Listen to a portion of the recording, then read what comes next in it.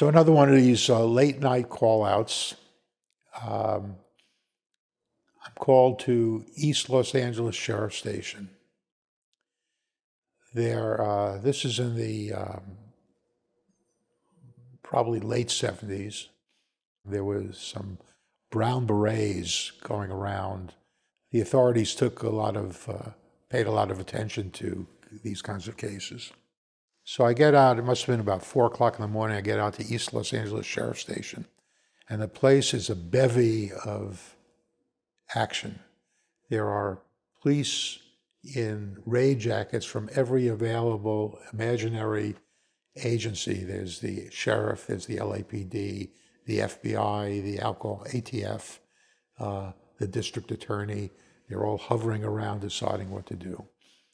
They had been told by a member of the community that there was a group of brown berets who are threatening to do some really nasty things held up in this house. And they were getting ready to serve a search warrant and discover what was going on there. So I'm trying to get an idea of what it is that they want from me personally there. And they say, well, we expect to find some explosives and we need somebody to test this stuff. And I'm thinking to myself, I hadn't gotten my ticket punched on how to test for explosives yet. So I call up my boss who did have the experience. And you don't want to get your ticket punched to the next life. Right. So I called my boss and he comes out there. And there's this bevy of discussions going on how we're going to do this. We actually go out to a few blocks from the crime scenes. It's still dark. And they're looking with binoculars to see what's going on. It was something out of a TV movie, I swear to you. It was like surreal. So we get back to the sheriff's station, and they decide, okay, first light, they're going to leave. They have fire trucks deployed in case there's an explosion. They have snipers up on rooftops in case something bad happens. They launch a helicopter to fly overhead.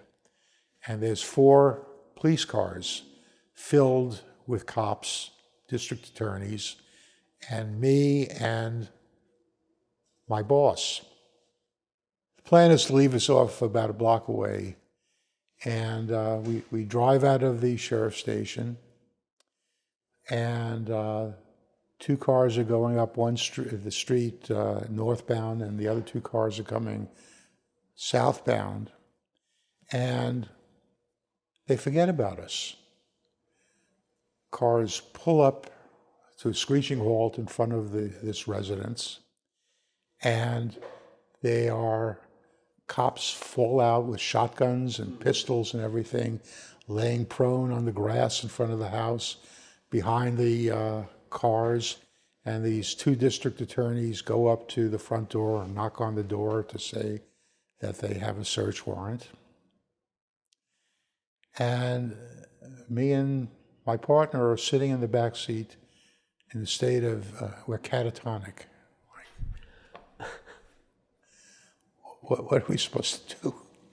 So I elbow him, I say, we better get out and get across the street. So we walk across the street to one of these really large palm trees, and we're hiding behind the trees and peeking out every once in a while.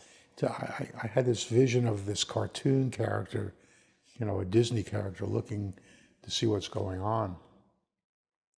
They secure the crime scene, and all these cops start doing their thing. And to my horror, there was no control. Nobody knew what the hell they were doing. They had knives and whatnot. They were tackle boxes and whatnot, and they were popping them open. If they were booby-trapped, we'd all be dead. Clueless. It was a total cluster. Nobody could figure out what was going on. At the end of this crime scene search, they found a baggie of marijuana and 2 rounds of ammunition. Of course. That was it. Find out after all of this that the neighbors across the street got pissed off at these kids because they had shot at the house and hit their residence. And to get back at them, they made up this concocted story about the Brown Berets planning an event Right. at the place. It was just idiots being idiots. Right. So what happens to me, I'm driving home after I'm thinking to myself, I could have gotten killed. Right. I didn't sign up for this. Right. Who knows? I'm supposed to be in a lab. Yeah. I just had a question for you. Have you watched or you followed at all the this David? Do you follow cases today that are of any interest or anything like that? The one I was just curious. The one that I've been following since the beginning. This guy named David. He's a recording artist. He has a weird spelling. He uses the number 4. Actually, I was interviewed for local TV as like an expert on that as one. an expert on that one. It's a fascinating case, even before I knew who was involved. Right. Just when they found the body at the tow yard. She was in the frunk of a Tesla. That's right. Yeah, chopped up and in Yeah. I think bags, and Yeah. they noticed the smell after a while. We were having Right. a heat wave at that time. I Right. remember.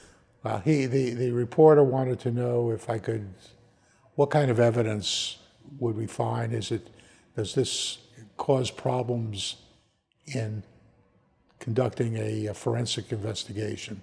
Duh. Yeah, chopped up, rotting. Of course it does. It doesn't mean that there's nothing there, but it would slow you down for sure.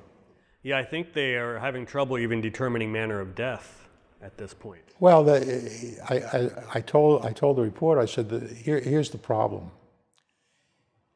There has to be some sort of tangible connection between him and the deceased involving the murder. The fact that they knew one another, Right. the fact that she's found in his car, does not mean that he did it. So there needs to be a connection between the events and stuff. So Right. Yeah, So and that- I think they finally determined that she was stabbed, I think, twice. yeah. And that was... Well, but but, are they going to be able to prove that he did it?